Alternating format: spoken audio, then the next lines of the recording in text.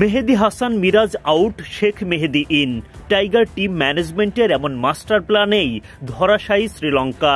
Spin জাদুতে শেখ মেহেদী ভরকে দিলেন লঙ্কান ব্যাটারদের।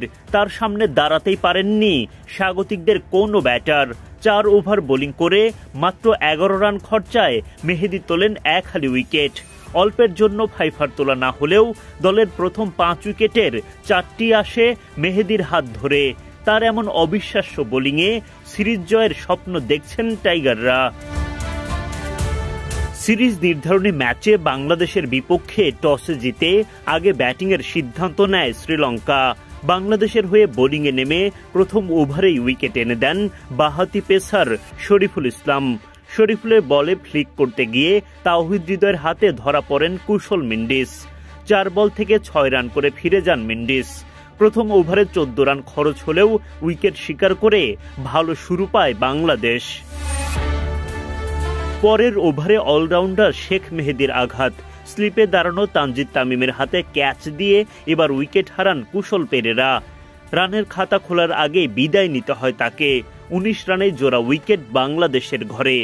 নিজের দ্বিতীয় ওভারে বোলিং করতে এসে ফের উইকেট শিকার করেন শেখ মেহেদী। এবার তিনি ডাগ আউটের পথ দেখান দীনেশ চান্দিমালকে।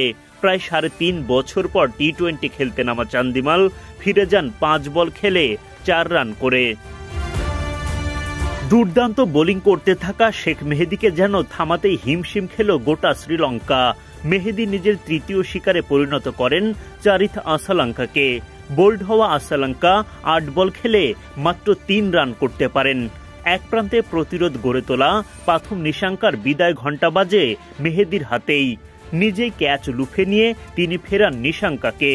মাত্র 66 রানের মধ্যে 5 উইকেট হারায় লঙ্কানরা। 4 ওভার বোলিং করে মোটে 11 রান খরচায় এক হালি উইকেট তোলেন শেখ মেহেদী। শামীম পাটোয়ারি, মুস্তাফিজুর রহমানরা উইকেট শিকার অব্যাহত রাখেন। ফলে বাংলাদেশি বোলারদের চাপের মুখে খুব একটা সুবিধা করতে পারেননি শ্রীলঙ্কার ব্যাটাররা। সীমিত পুঁজিতেই তাদেরকে আটকে রাখতে সক্ষম হয় বাংলাদেশ।